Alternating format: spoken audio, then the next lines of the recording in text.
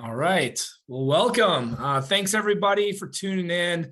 My name is Mark Mostalski, and I'm glad that you can hopefully watch and enjoy this College Bound Success session. I'm really excited because I have a pretty close connection with the guests today. So my name is Mark Mostalski. I'm an independent college success consultant in Durango, Colorado. And joining me today from like halfway across the globe, or maybe not that far, but a ways away, is Elliot Delfosse. Now, Elliot is actually my nephew, but I wanted to bring him on today because I think he can offer a really great perspective about college success from a student's perspective. And so Elliot's actually coming to us today from Prague, Czech Republic. A place that I've wanted to go to but never been. So you're ahead of me on that, Elliot. So Elliot, why don't you go ahead, just introduce yourself, who you are, where you grew up, all that good stuff. All right. So yeah, my name's Elliot. I am from Madison, Wisconsin, and I'm going there for college. So UW-Madison. I'm a chemistry major and a junior. So almost done with my college career. Thinking about grad school now. And I'm here studying in the Czech Republic, just studying like history and non-chemistry stuff to kind of get a break and see what there is to see in the other side of the world and get some new experiences. So I was gonna like share a little bit about my background and like my whole transition from high school to college, and then from there we can ask some questions. So I'd say my college kind of planning process started in middle school, in just the form of what I was interested in. So I was really into chemistry throughout middle school. And I like made a little lab in my basement where like I would do simple reactions, nothing dangerous. I couldn't get my hands on anything dangerous. The baking soda volcano. Did you do exactly. the baking soda volcano? Exactly. Making like Play-Doh and stuff like that. Yeah. So that was throughout middle school. So I thought I wanted to be a chemist. Then I got to high school, and I remember in between middle school and high school, the high schoolers came to our auditorium in middle school, and they had all like representatives of different clubs and extracurricular activities come to talk to us. And one thing that stood out to me was this interesting looking kid like stood up in the middle of the room, and it was just him. Usually the other like clubs had multiple people. And he was a part of this club called Cyber Patriots, which was this cybersecurity competition, like a national competition. And he was talking about like hacking and stuff like that. And that sounded really cool to me as a middle schooler. So I decided I was going to join that club. So then when I came into high school, I joined that club. And it was really cool because it taught me how to program. It taught me a lot of cybersecurity stuff, which was later great for the college application process in general, having this like club, because I stuck with it for all 4 years. And it was a competition too. So we won the state round at one point. So that was another great thing for the college application process. But that club caused me then to think I wanted to major in computer science. So all throughout high school, I thought I wanted to do computer science. I was big into programming, stuff like that.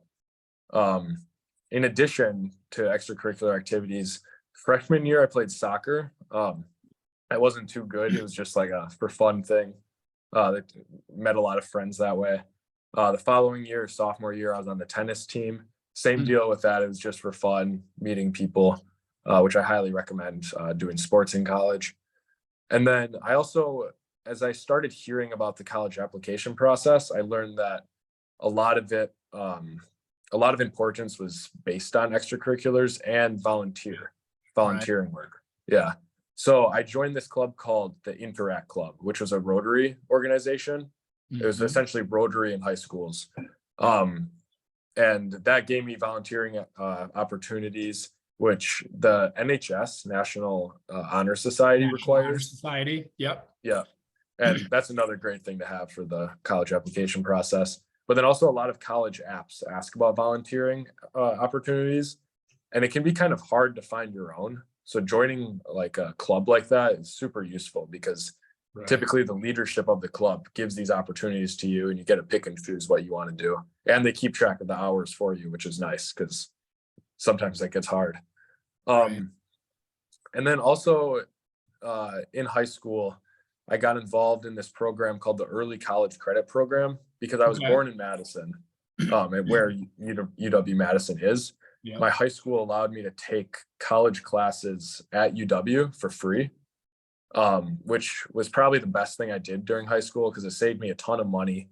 Right. I took computer science courses, and I get credit for them, assuming that like at the college you end up going accepts honors that college. Yeah. So that saved me a ton of money later on. But also it gives you a chance to kind of see what college is like. Yeah.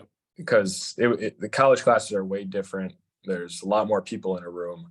It's a lot less personalized because high school, you get a relationship with the teacher.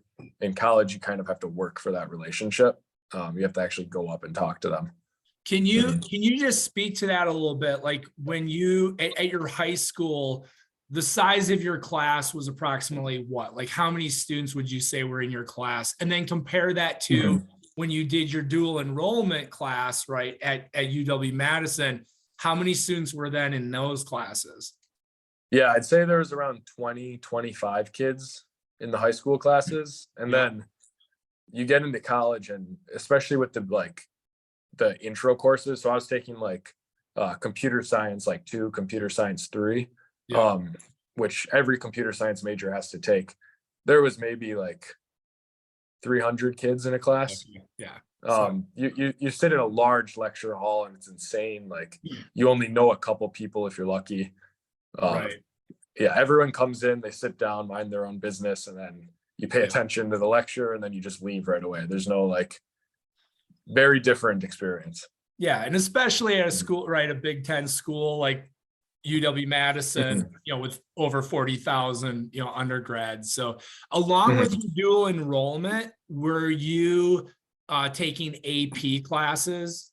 Did you take AP? Okay. Could you speak to that a little bit? Like how you balanced and how the value you saw in AP? Yeah, that's another very important thing, I think, because when I graduated high school, I had enough credits essentially to skip a year in college if I wanted to, and if I chose like the exact right major to take advantage of all my credits. And that saves you a lot of money, and it gives you a lot of flexibility in like your scheduling, because you might not have to take this geography class or language class or English class if you don't want to, and you can pick other stuff that you're interested in, which you don't really get much of a chance for if you're taking like engineering. If you're majoring in engineering or something like that, you don't have much freedom with your classes, but that can give you that freedom.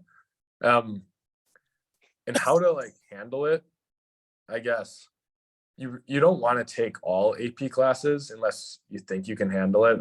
I definitely didn't, because then when it comes around to the AP testing time, you want to do well on your exams so you get the credit. So if you take too many APs, it might be a bad thing. You might not be able to focus as much on each individual class. But something that I experienced was all the normal classes at my high school were pretty easy. And we had normal classes, we had honors classes, and then we had AP classes. So the honors classes were like more, I guess, a little harder. They kind of challenged you. But then the AP classes were the ones that like really challenged you with, they say that it's like creating, they try and create a college-like environment, but I think it's a lot easier because you have that teacher to help you directly. You have like a personal relationship with them. And I guess it's a good exercise kind of to do AP classes to get ready for college, but college classes are definitely a little harder, but you grow as you progress, so they don't seem too harder.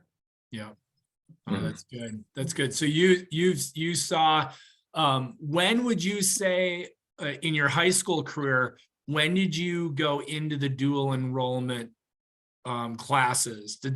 Was that just junior year? Oh, it was junior year. Junior year. Yep. Okay. Yeah.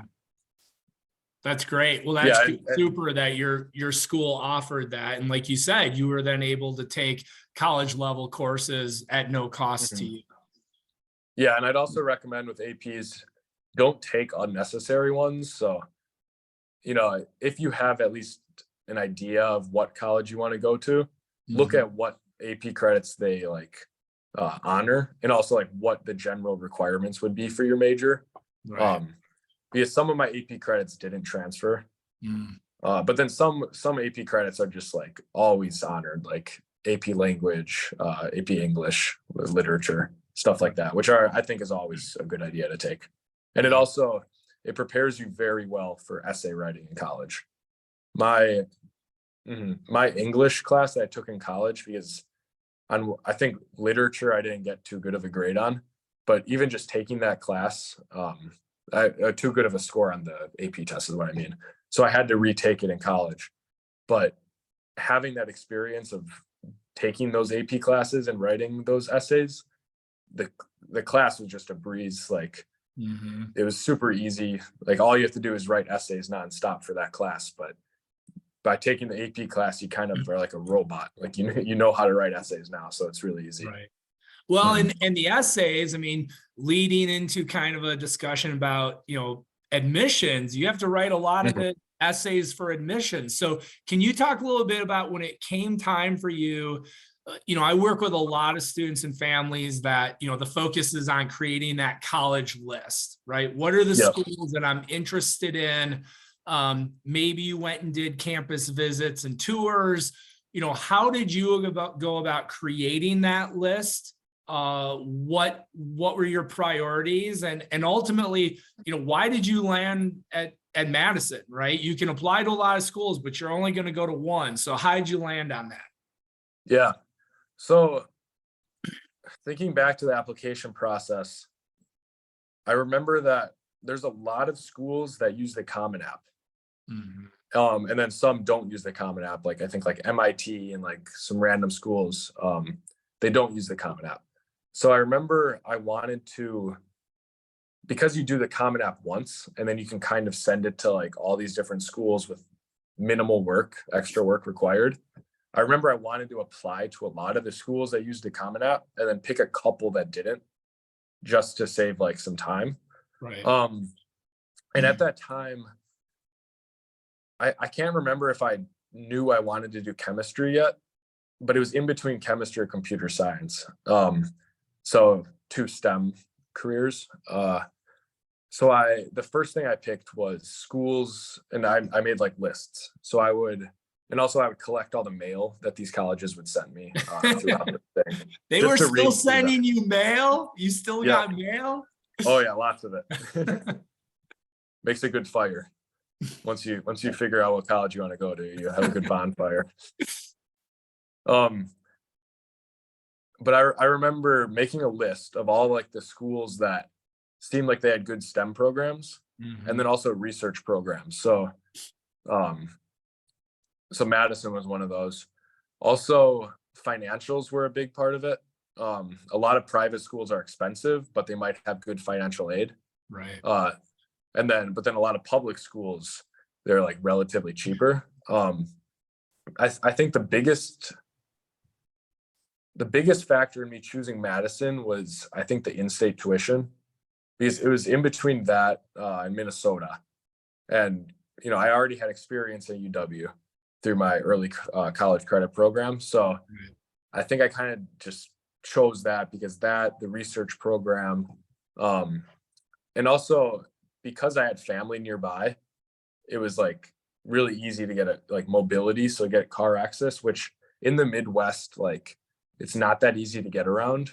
So I think that's also a good thing to consider, that wherever you go, you're going to be basically living there for 4 years.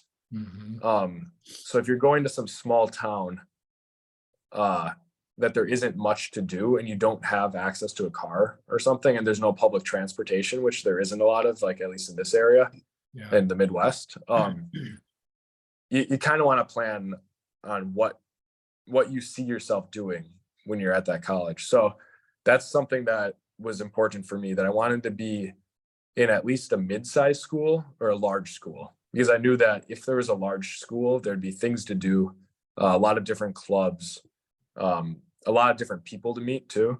I know some people like small schools, and that's totally okay. I just didn't think I would do as well in those because the amount of people you can meet and like befriend is smaller. So Right. less Now, diversity of people. just for perspective, right? Because when I work with students, the term small and medium is very subjective. So just for understanding and perspective, your high school had how many students in it? How big was your high school? 2,000, I think. 2,000. So to put that in perspective, right, a large number of colleges in this country are half that size, right? Are 1,000. Yeah. So for you, that the idea of size can definitely be different depending on where a student went to high school. But those are excellent points. And I love your point about like thinking about how do I get around, right? Bringing a car to campus is expensive, right? Cars are expensive. You might go to a school that charges you a parking permit, or maybe it's even hard to find parking. So I think that those are some really excellent considerations that you had.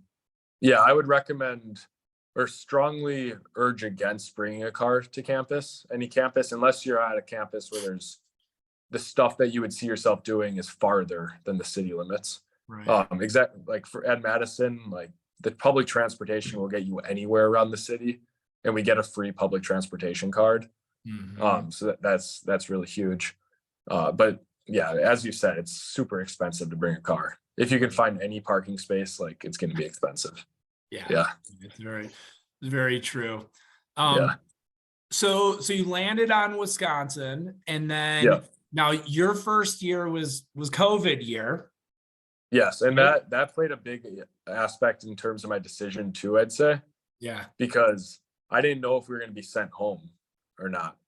Well, I guess I decided before COVID happened, but I'm glad I picked Madison, because if I had to be sent home because of COVID, I'd just go 20 miles back home. But yeah. Right. So you had kind of a non-typical COVID year experience. You were kind of locked up in the residence halls and so forth. So how did you then, let's just talk about that. Like, how did you navigate through the idea of what college, is, from what you hear from, let's face it, your uncles, your mom, et cetera, your family about, college, and all of a sudden now you're there and it's like COVID world. How did you handle that in your first year? Yeah. It was very interesting because we weren't allowed to have like more than, only the two people, like roommates, were allowed to be in each room. You weren't allowed to have people over. So, you hear about all this stuff about like parties and like, in the dorms, you're meeting all these people. It was definitely hampered, but I think when you go into college, you can't think about what college is supposed to be. Right. Because like a lot of people do that and they might get depressed or stuff because they're like, they're working on a lot of homework and they see these movies that are like, this is what college should be. Like, you're always going to be happy. Like, that's not true. So a big aspect in like surviving COVID was just understanding that, like, I guess you're doing your best to get the most out of that experience, and that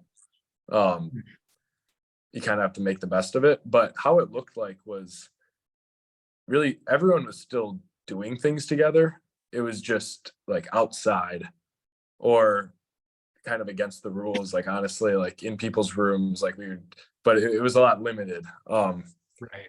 And one of the most important things, I think, regardless of if you're during COVID or not, is you want to meet the people on your floor as fast as possible. Okay. And it might be hard to get yourself to do that, like, because if you're coming from a small school, like, it might be like, wow, this is a lot of people. Or maybe like if you're a little shy, like it can be hard. Like I was definitely a little shy at the beginning of the year, but it's a lot easier to meet people before classes start during that first like 2 weeks or week then once classes start and people kind of like, they're doing their homework during the day, they're going to classes, and then at night they like already have a group. So they like message that group and then do stuff because there's no time to really like wander the halls looking for people to do stuff. Yeah. Yeah. Yeah. Mm-hmm. So that first year looked different, but then you did something going into your second year. You became a Housefellow. So you stepped up. There's an example where you stepped up your involvement, right, through being a Housefellow. And then I believe that's where you also started finding time to work in a chemistry lab. Yes. Yep. So let's start with the Housefellow. Like, what made you? What are the benefits of being a Housefellow? Financial and otherwise. But why was that something that you decided that you wanted to take on? Yeah. So for people that don't know, Housefellow is like an RA. UW calls it Housefellow for some old reason that it used to be like a fellowship that they would give people, like a scholarship. But the main motivation for me to do that was the financial motivation. They give you free housing at UW. You get free housing. You get like half of a free meal plan. So it's like the lowest meal plan for free. Okay. And then you also get a stipend on top of that. So it's really a lot of money. And the amount I had to work was less than I would have to work like at Target, because that's where I used to work, was Okay. Target, like a retail job. So it allowed me to get a lot more time to focus on schoolwork and to focus on socialization. But it's a cool job because it's not really work if you don't want it to be, because the whole job is basically building relationships with the people on your floor, planning events, right. Doing those events, checking in on people, making sure people have like all the help they need, making sure they're aware of resources around campus. And honestly, it was very helpful to me because I didn't know about a lot of these resources, like free tutoring and like free hospital stuff and free like athletic programs going around about the campus that they all train you for. The university would train you on like that stuff and how to deliver it to the students that you're like overseeing. But it was really helpful for me too, because I didn't know about them either. Mm-hmm. Yeah. Wow. So what would you say as, having, in 1 year, you're a new college student, the next year you're basically mentoring, right, new college students as a Housefellow.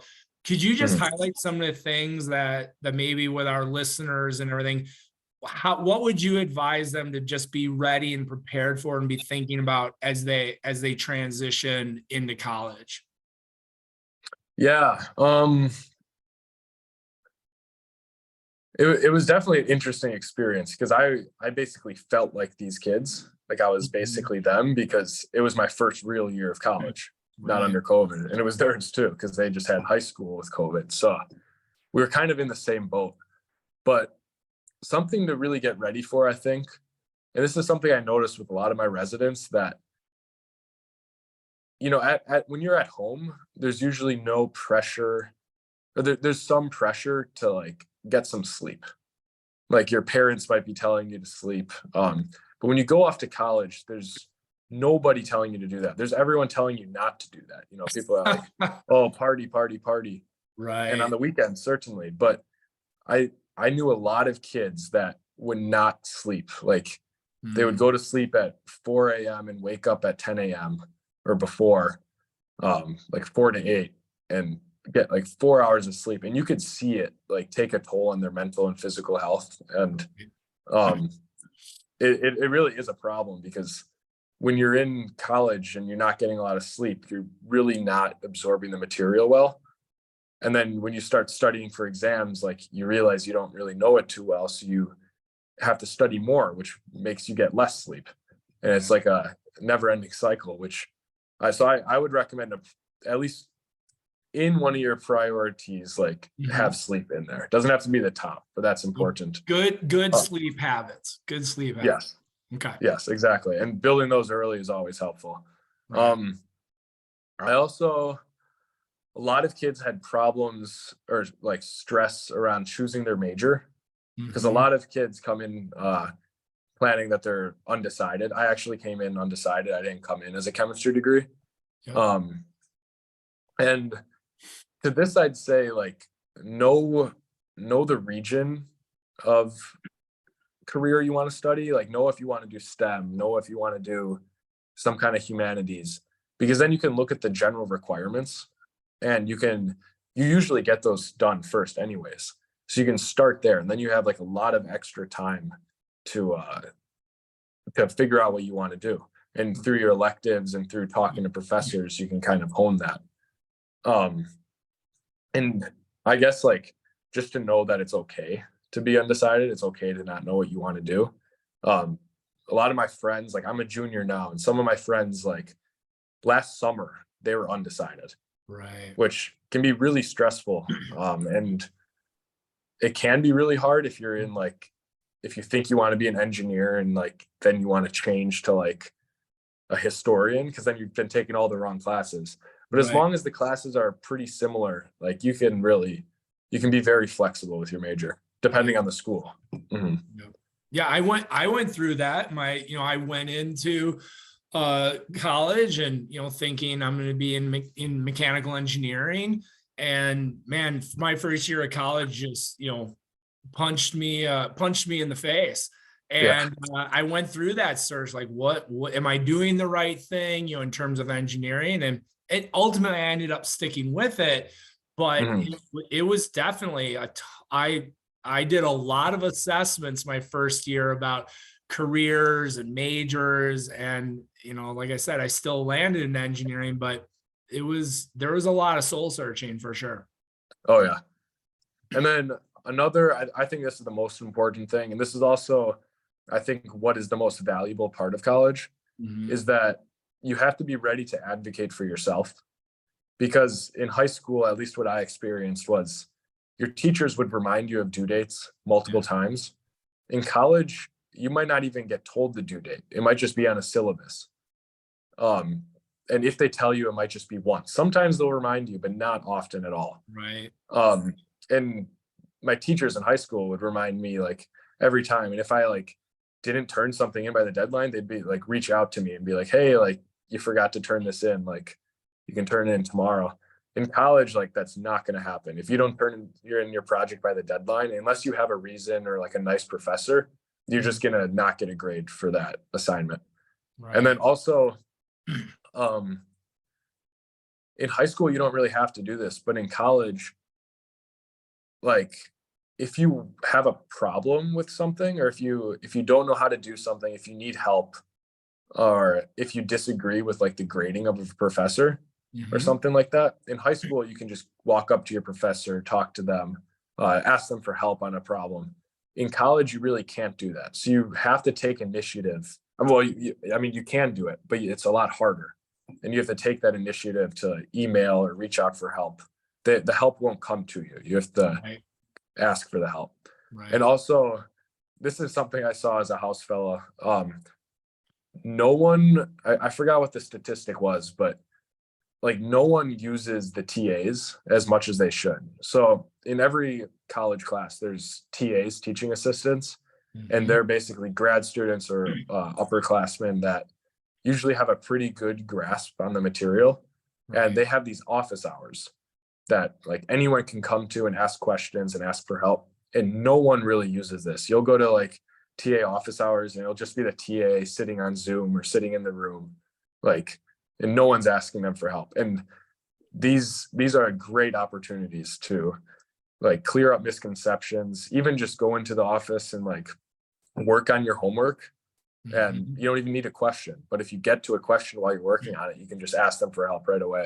Right. So use your resources. Yeah. Also figure out what your resources are. Keep your mental health like decent. A lot of colleges now have like free mental health programs. Sometimes even like meditation and like therapy and stuff for free. Which like there's no shame in doing that. It's really, especially with all the stresses of college, of like not thinking you're like you belong, which is very common because a lot of people like come to college and they get hit with that first exam, and it's really hard because you have like these harder classes and everyone there is really smart. If you're in college, you're smart, and also you can also be smart if you're not in college, but it really makes it easy to feel like you don't belong. And there's these free resources out there, so take them. Yeah. So knowing your resource, right? Awareness, but then it's one thing to know about them, but now utilize them, right? Take advantage. I mean, because they're out there, whether it's tutoring or your TAs, like you mentioned, mental health services. So yeah, awareness and using them is key for sure. So can let's keep it going then with your progression. So all of a sudden let's talk about, how did you get involved in research, and getting involved in a chemistry lab? Yeah. So I don't remember when or why freshman year, I finally decided on chemistry. And I declared my major in that. I knew I wanted to do chemistry when I first got to college, but I finally declared my major. And then I heard about this program called, or it was a class. It was like a seminar. So really low credit class, I think 2 credits, which is like, basically means it meets like once a week and the homework is like really low. And the whole premise of the class was introduction to undergraduate research. Okay. So the undergraduate research advisor led the class, and she would have you do like practice writing research proposals or like reading literature and stuff like that. But then also one of the assignments was to go through the process of like finding professors that are doing research, and like you could email them to reach out, but one of the specific assignments was to interview one of them. So I browsed like through because there's always lists of like the different faculty at your university. So I was browsing through like the chemistry faculty, and I found this one guy who his work seemed interesting, seemed like something I could like write a paper on, like a little paper on, and like interview this guy. And I really had no like research experience, wasn't really good at interviewing or any of that. So like I was nervous, but I emailed him and he was willing to do an interview. So I had an interview with him, and then he wasn't able to do it in person. So it was like I emailed him the questions. He emailed me back the questions, which we weren't supposed to do. We were supposed to talk to them, but it was okay.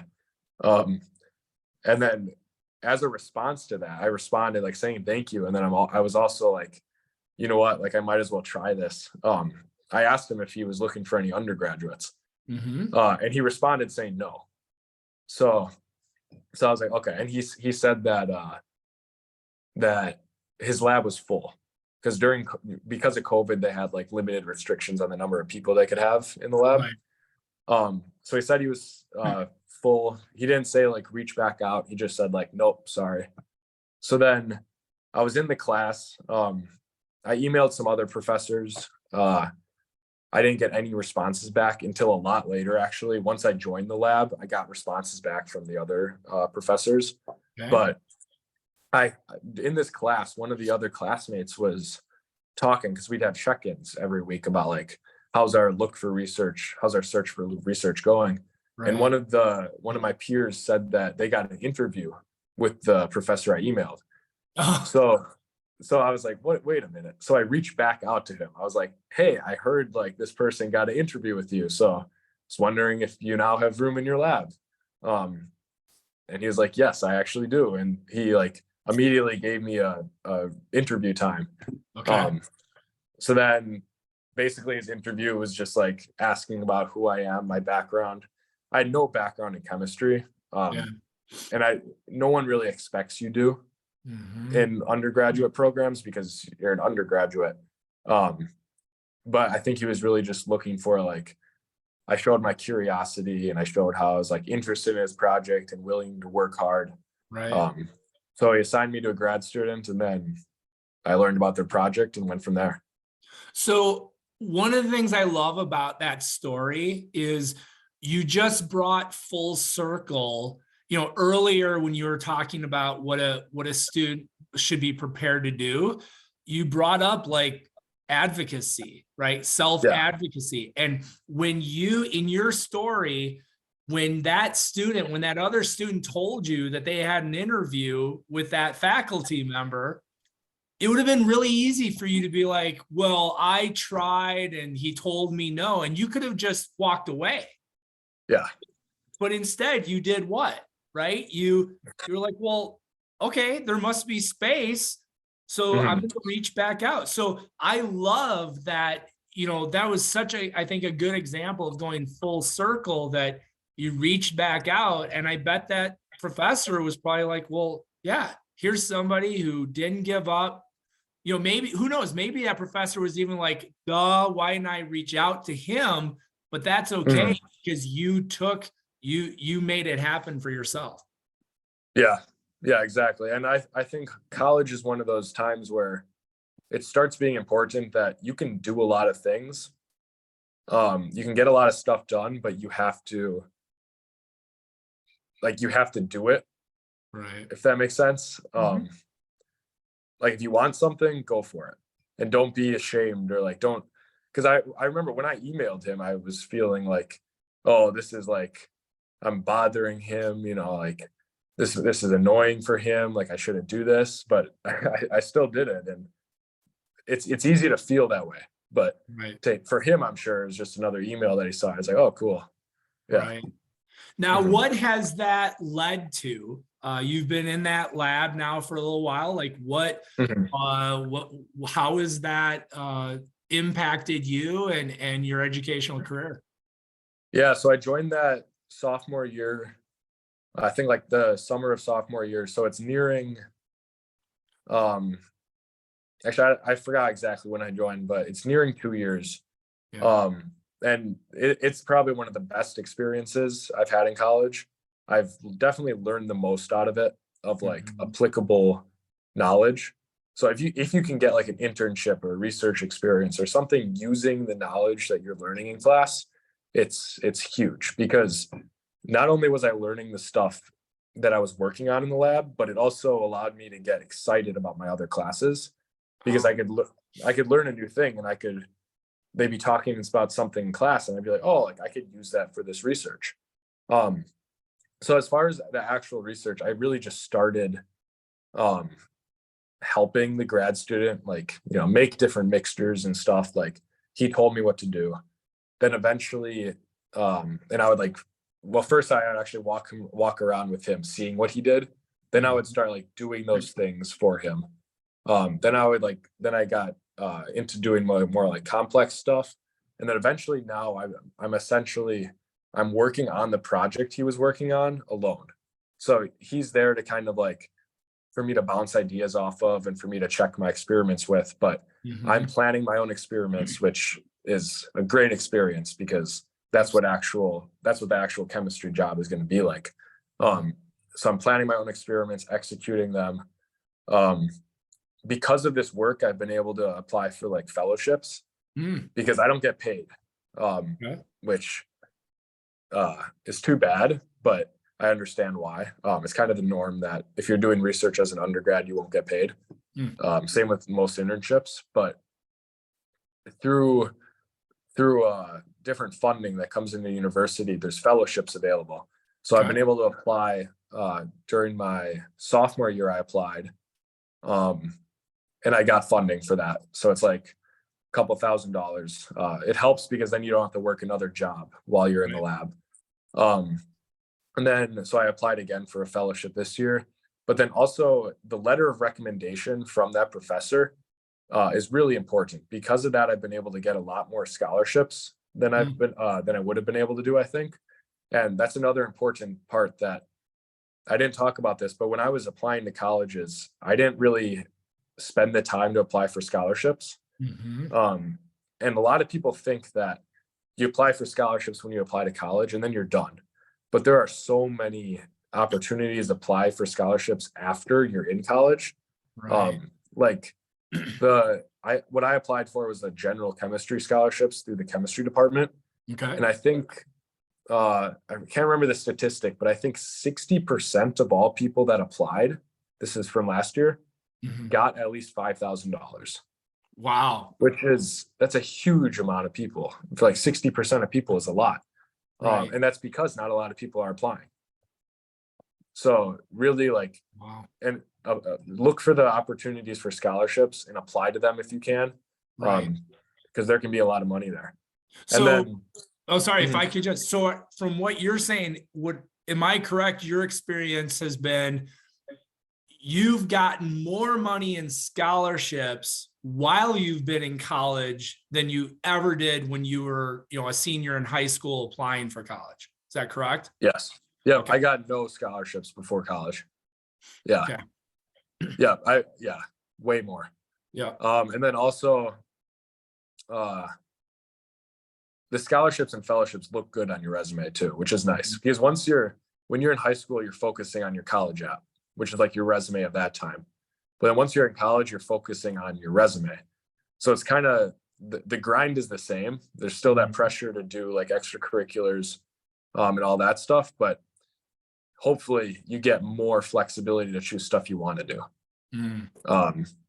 So then through this research, now I'm hoping to publish a paper at the end of this year, which will have my name as like the second author. So it'll be the grad student I'm working with because he started the project, he trained me and all that, and then me, and then our professor, which that'll be huge because that's nice to have as an undergraduate.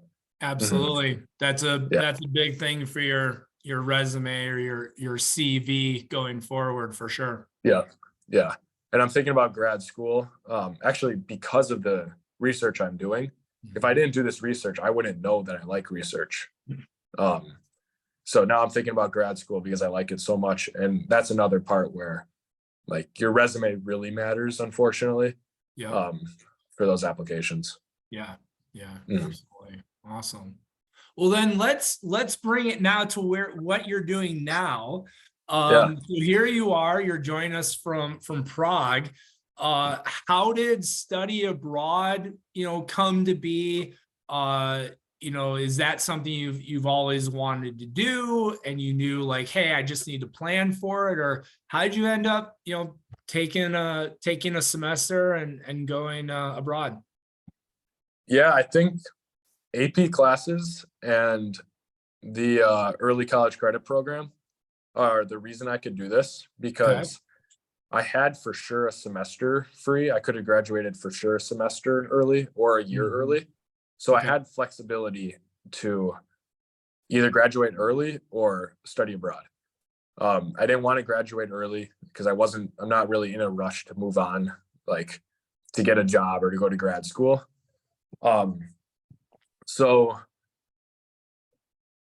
some backstory, my mom, Mark's sister, studied abroad in Japan for a whole year. And she would talk about how it was like the most like impactful experience of her life and like how it shaped her career. So I knew that there was definitely benefits to doing it. And in my own thinking, I've never been outside of the United States other than Mexico, which like in the tourist part of Mexico doesn't count too much. And I really wanted to see what the other side of the world was like, what Europe was like, how things were different there. And I wanted to be able to travel all over, like, take day trips to Germany or like other countries. So the big motivation was to experience new things. Just like get uncomfortable, I guess. Because like I think to grow you have to get uncomfortable. That's definitely the primary motivation. Also for fun. It's a lot of fun being here, being in a new place, exploring things. I bet. And the actual classes, so I'm doing history here, like European history. They're not giving me anything for college because I'm getting credits for the classes, but I already have all the general credits I need. I just need chemistry courses, and I couldn't find any chemistry programs. So I had to unfortunately just settle for a program that would just kind of be unrelated to my major. Mhm. But the classes are a lot easier than my main major, so it gives me a break. It allows me to kind of like explore the world like I haven't been the last 2 years because I've been so busy like doing chemistry courses and like doing Right. homework all the time. Mhm. Mhm. Yeah. And I also wanted an opportunity to be in a place where they don't really speak English, which unfortunately isn't the case. Everyone kind of knows English everywhere, all young Uh-huh. people. So it's kind of hard to get that experience, but it gave me an opportunity to learn a language, kind of. I'm not too good at Czech, but it gives me the opportunity to like see what that's like. And that's actually, I didn't talk about this earlier, but in middle school I took 3 years of French classes. It Um, was in or middle school. middle school I took 1 year, and then high Mhm. school I took 2 years. Okay. Yeah, and that is huge because at least UW-Madison requires you to take 3 years of classes, but if Yeah. you've of language classes, but if you've already taken that, you don't have to. Right. So that I recommend doing that. Yeah, and then how I chose Czech Republic was I didn't have a rhyme or reason. I just chose it because it seemed like a cool place. Sure. Sure. Yeah. And your comment about Madison, University of Wisconsin, it's very common for college and universities to have some kind of a world language requirement. Yeah. They definitely, and it's different. Like some schools, it might be 3 years, 2 years, whatever. You might be able to test out of it with AP or whatever, but that's something that, if you're in high school, you definitely want to be looking at, going back, looking at your college list. You can't assume that college A, right, and university XYZ have the Mhm. same admission requirements around world language or anything else. So that's really important to work with your high school guidance counselor and make sure you're all set. Yeah, exactly. And also related to like getting credits for study abroad, if you think that you want to do study abroad and you're pretty like fixed on it, um, it really is more expensive. But if you can manage to get scholarships, there's a lot of scholarships available. I'd recommend it. Mhm. Um, but if you're planning on this and you know you want to do study abroad, I would save some general credits, uh, unless you have a program in mind and you know like that it'll fulfill the specific credits for your major. Like if you're doing a history program and you need to fulfill history credits, I'd recommend to save some credits that you can get done on a study abroad program. Because I basically took those credits freshman and sophomore year. Mhm. And now that I'm taking basically the same requirements of credits now, it's kind of like a waste of time, a waste of credit. Right. Um, so that's just something I'd recommend if you're planning Yep. forward and think you Yep. want to do study abroad.